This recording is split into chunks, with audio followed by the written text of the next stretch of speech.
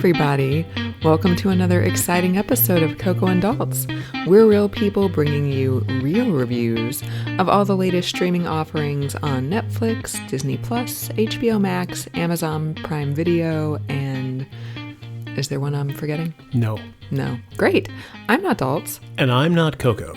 And not Coco, what are we reviewing for listener today? Oh, listener, you are in store for a treat. It's been a long time since we've talked about listener. So. Listener, you are very lucky because we just recently binge-watched FIFA Uncovered. And you know what I noticed actually in the FIFA Uncovered title, just as a segue to something else? What's that? No colon.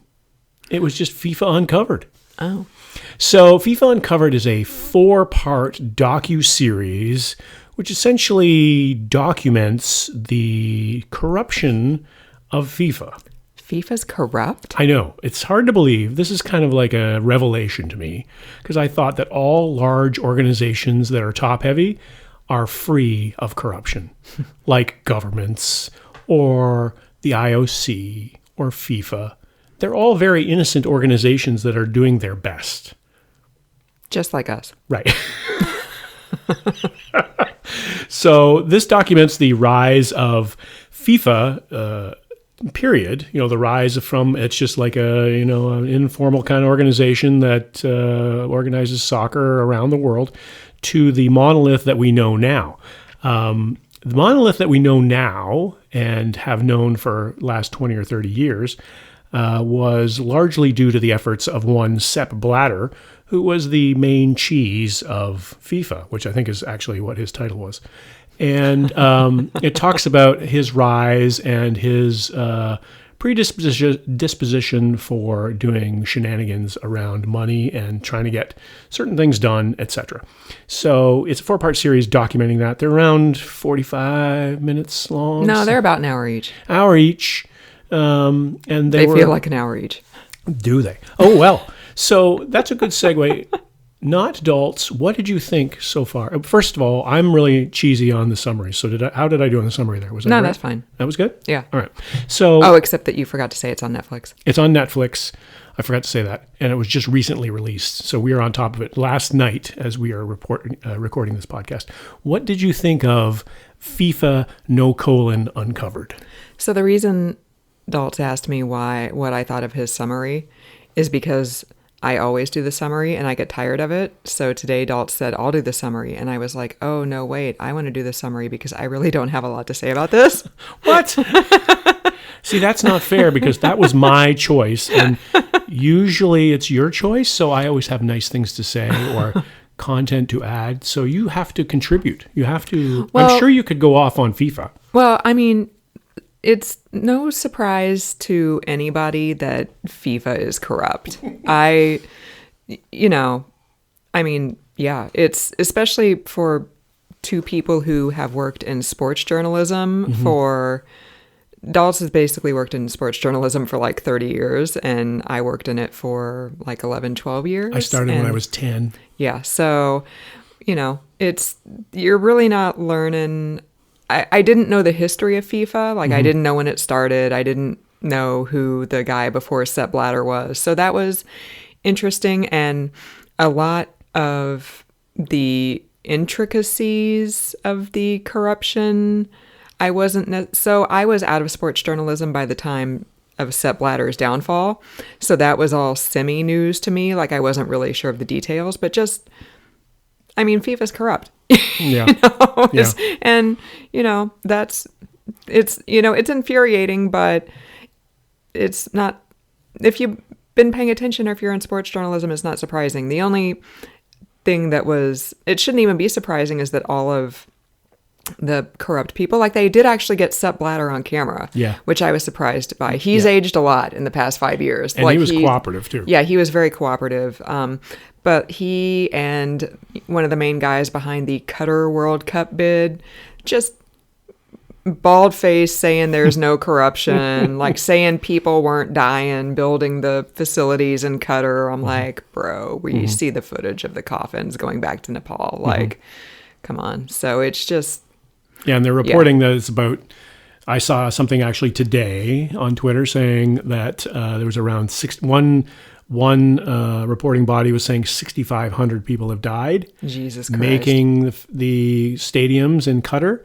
And Qatar's official policy is something like 3 and 7 were injured or something like that. Yeah. Like it's just not even in the same ballpark. So if Qatar is all the way lying and the other numbers are not factually correct, you'd think it would be at least like 200 or something like that. You wouldn't think it would be like 3 versus 6,500. It's tragic nonetheless.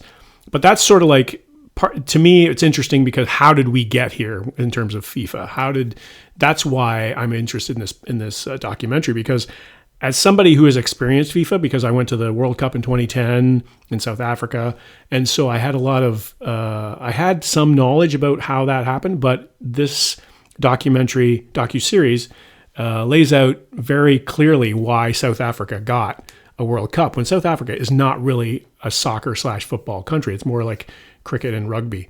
And so that was interesting to me, and the politics of all these things and how it's about broadening the game and you know the big picture, the well-intentioned quote unquote approach to it, that you try to broaden the appeal of the game, you try to give it to Africa because Africa had never had a World Cup before, and that's why Qatar got the World Cup, is because the Middle East had never had a World Cup. Because it's 130 degrees there in the summer. And that's the whole debacle around this Qatar thing, is because it was originally supposed to be in the summer like all the other World Cups, and they were like, eventually the reason prevailed somehow, and they're like, yeah, no, it's going to be too hot, so let's hold it in November. And so that's why we're having it as we speak in this podcast. It's going to be coming up soon in Qatar.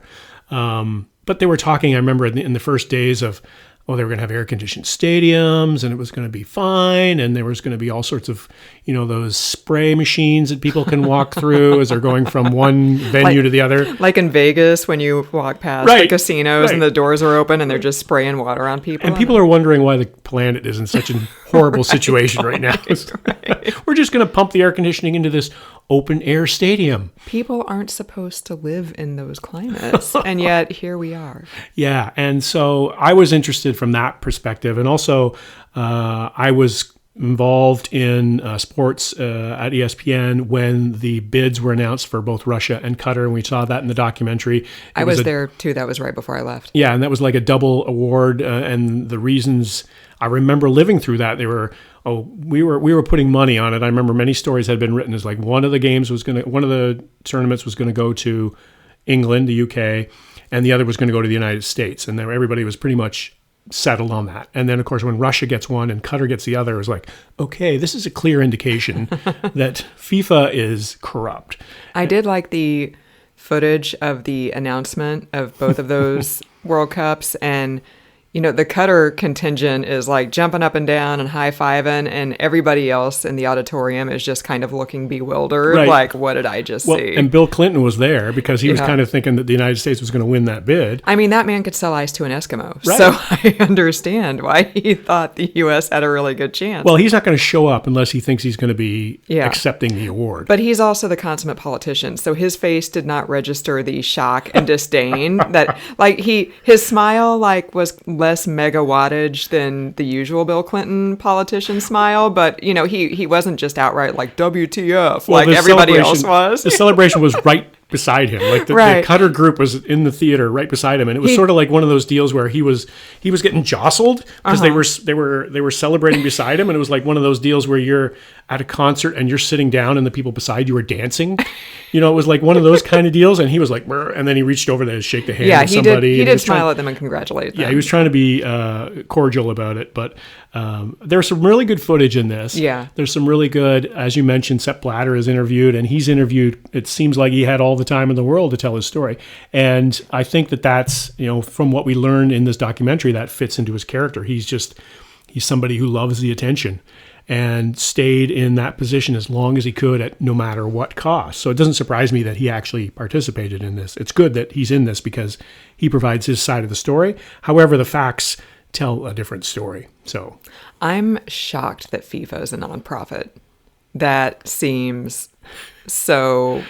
I can't wrap my mind around that. Well, as I've discovered in my other job, that nonprofits don't necessarily don't make money. Well, no, they make a whole whack of money, and they're able to benefit from being a nonprofit in other ways that profitable corporations are not. I understand development of the game, et cetera, but no, this is a pretty commercial enterprise. Yeah. Like, this is not it. Don't throw $1 million at Africa and be like, we're charitable, when you're making billions of dollars and people are getting kickbacks and money is disappearing. And it was really well laid out in terms of, they'd show a flow chart of the top executives and who was getting what and who was more corrupt than others. And CONCACAF obviously was one of the more corrupt federations. But CONCACAF, for those who don't know, is North America and the Caribbean. And there are many members around there that were getting paid off. And Jack Warner was the lead guy for CONCACAF, and he was getting huge cash apparently, and all this money was going to all these individual associations. And Jack Warner, the president of CONCACAF, he's from Trinidad and Tobago, and his national team made the World Cup in what, 98? Something like that. Something like that. And the players got like $80 each. And, because they went to him and they were like, hey, can we, get a split of the TV revenue? And can we get, a split of the merch or whatever? And he was like, yeah, sure, whatever. But, then, of course, just like movie studios, out comes the spreadsheet where, we have to deduct your hotel expenses and we have to deduct like the travel costs and, blah, blah, blah. So... yeah, so those guys went to the World Cup and they made like... nothing. Yeah, like $80. It's like when New Edition went on tour in like 85 and they came back after like a 2-year world tour and they got $1.37 each, right? Because... so the FIFA Uncovered dotted line to New Edition has been completed. Only on Cocoa and Dulce will you find that connection, listener. So aren't you glad you joined us? Listener learns something new every day. Listener, so I know how our display text will be. How does New Edition and FIFA Uncovered relate? But I seriously though, I thought it was well done. I learned some things. It was a 4-hour ride, and they felt like an hour each. I didn't think that because I was really interested in it. I was really invested in it, and also because I had been part of that scene at one time in my professional life, so I could relate to the characters, and I knew some of the people, not like buddy, but I knew who they were, and I had encountered them at certain points. So I thought that was, and I had been to South Africa for the 2010 games and the tournament, and had seen Nelson Mandela when he was walking around, and they carted him around in a golf cart because he was not in good shape in those days. There was one scene where Sepp Blatter trots him out to an event to show how powerful he is, and Nelson Mandela, who's gone through what he has gone through, been wrongly imprisoned for all those years, and Sepp Blatter is essentially using him as a figurehead for it to show how powerful he was. I thought that was a very telling moment, and we see the footage. Like that's a lot of this footage is included in this documentary. Is really well done. There's not a lot of things that, like some of these documentaries we've watched, they have recreations and it's animation and it's cheesy and it just doesn't feel right. There's none of that in this. Like this is all real footage. I mean, it's the world's most popular game, so we should have footage for a lot of these press conferences and things like that, and the annual general meeting and all that sort of stuff. And this wasn't back in the 40s. This is like 10 years ago. Exactly. Yeah. So on a scale of 1 to 26, what's your letter, Coco? Unless you had anything else to add. Not really. I liked most of the talking heads. I thought they weren't dry. Mm-hmm. They were interesting. Like they definitely weren't impartial. Right.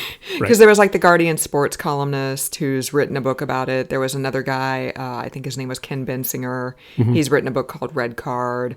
There's the guy who was the SecGen from FIFA from like... Mm-hmm.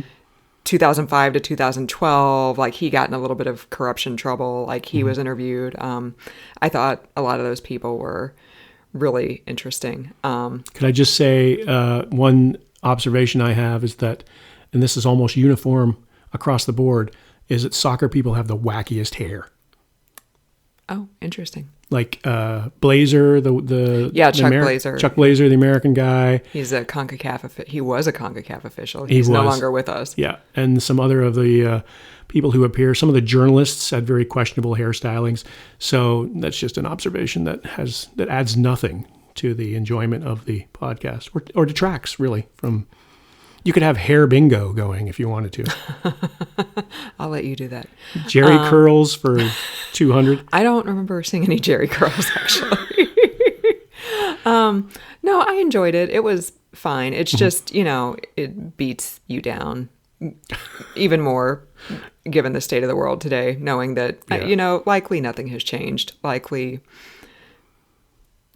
Sepp Blatter is gone and a lot of those guys are gone, but there's still people there and, nobody served any jail time. And the DOJ, I guess, or the FBI dropped all charges a couple years ago or whatever. So nothing's ever going to happen. That's what happens. The rich and the powerful always get away with it. And yeah, and I are going to not get away with anything we try to do. Well, we're rich and powerful because of the podcast. That's true. Listener is funneling so much money to us. Other than that, I agree with your point. But that was underlined.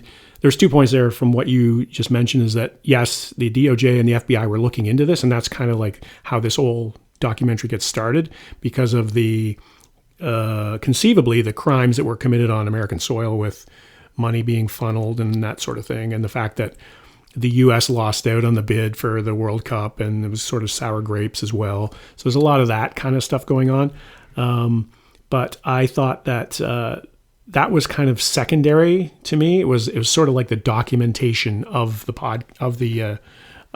corruption during the entire documentary. You have a concerned look on your face. Oh no.